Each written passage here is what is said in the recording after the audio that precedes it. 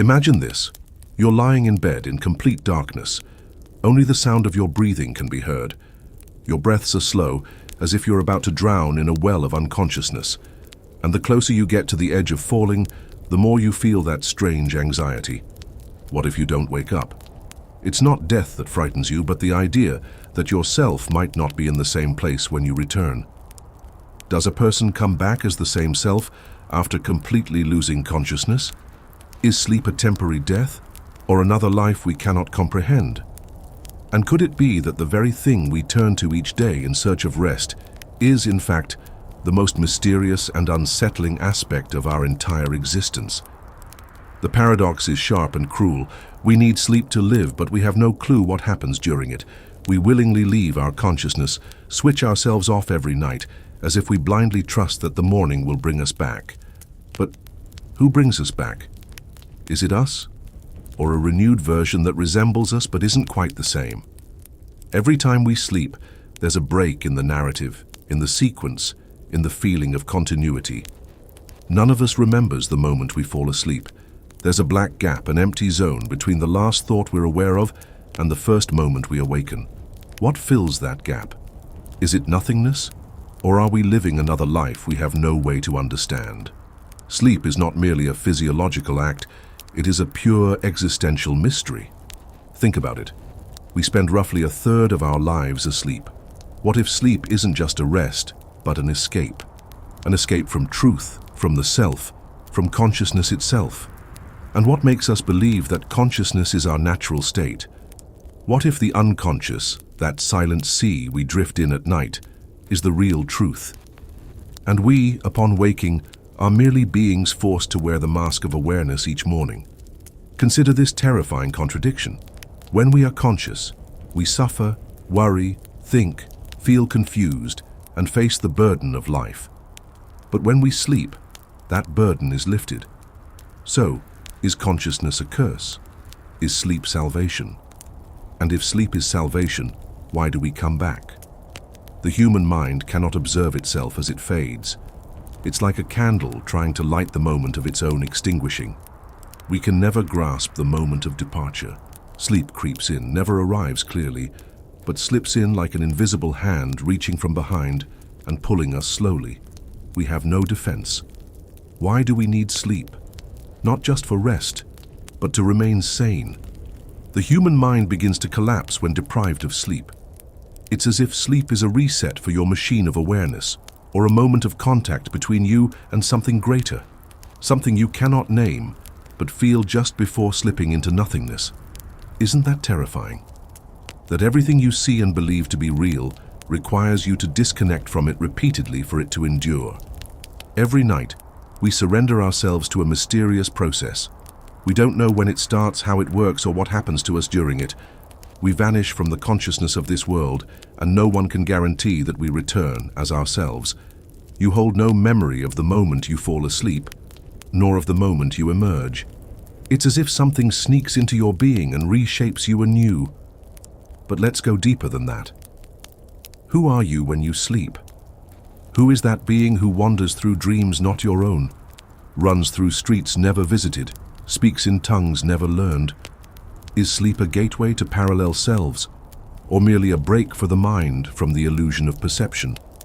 Are dreams an extension of an unknown reality, or signals from a mind searching for deeper meaning in the chaos of existence?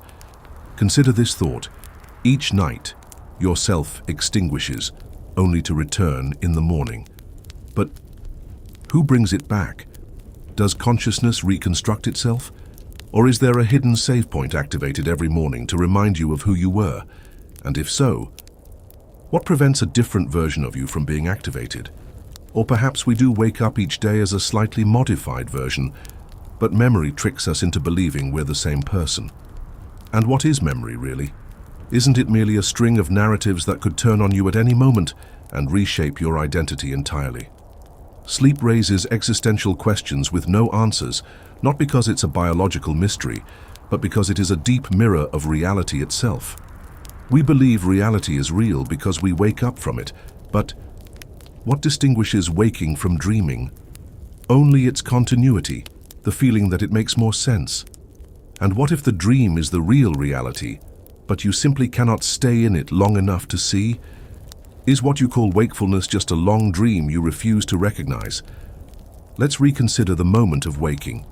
You open your eyes, hear the alarm, feel your body's weight on the bed. A moment that seems familiar. But have you noticed how mysterious it always is? You don't remember the return of consciousness. You just find yourself in it, as if someone threw you into it. Where were you 1 second ago? No one knows. And here lies the true horror. The fact that you don't have full control over your existence. Sleep steals that control from you. It forces you to admit you are not a fixed being, but a temporary experience that repeats itself each day in different forms, with a shifting consciousness you barely notice. There is something terrifying in waking up every morning, not knowing if you dreamed something, or if your life itself is part of a larger dream.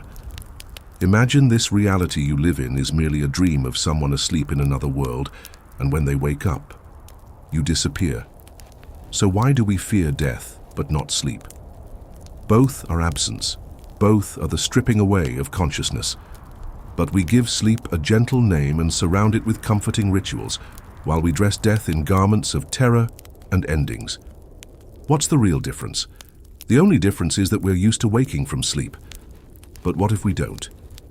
What if the next night is the final one, never followed by a morning? Would you still fall asleep with the same peace? Sleep is the greatest contradiction we live, a daily paradox we don't pay attention to. We fight to remain conscious during the day, then surrender willingly to absence at night. We chase success, meaning, relationships. Then at some point, we close our eyes and leave it all behind, without the slightest resistance. Doesn't that mean we live two lives? One awake, running after goals, and one asleep. Perhaps more honest than we think. And stranger still, the brain, this organ we sanctify as the source of awareness, doesn't stop during sleep. In some phases, it's even more active than when awake. In dreams, it builds worlds, reshapes people, creates stories beyond imagination. Yet we dismiss it, call it nonsense. Is it because it doesn't obey the laws of reality? Or because it reminds us that everything in our consciousness is fragile, ready to dissolve at any moment? Now imagine, sleep isn't just a biological need, but the universe's way of resetting you, reminding you that you are nothing but a fleeting moment in the river of time, and that no matter how much awareness you achieve, a time will come when it's taken from you, and you return to the void. In sleep, there are no identities, no responsibilities, no emotional wounds. But also, you do not exist. You are merely a possibility in a vast space of unconsciousness, a flicker in a thick darkness. Is that comforting or terrifying? Is sleep mercy or punishment? Is it escape or return? And if the mind continues to function during sleep, then where do you go? Then comes the most terrifying thought of all. What if you're asleep right now? What if these words, these questions, are part of a dream within a dream? Can you be sure you're truly awake? What proves to you that this reality isn't a soft illusion, mimicking logic just enough to fool you? And is truth worth uncovering if it forces you to doubt everything, even yourself? The deeper you go into the paradox of sleep, the more you realize that reality itself is not as solid as we imagine it to be. And that identity, awareness, the self, all of them are fragile elements that sleep can easily shatter. In the end, sleep remains an open question, a living experience of death, a small window into a truth we don't dare to look at directly. Perhaps because the moment we understand sleep, we'll realize that our entire life is nothing but one long nap, a nap in which we dream we are awake. But do we ever really wake up? Or do we merely move from one dream to another, from illusion to illusion, from a self we don't remember to a self we don't know how to doubt? Maybe. Sleep, quite simply, is the only truth we can no longer bear to admit. That's why we wake it up every morning with a lie called reality.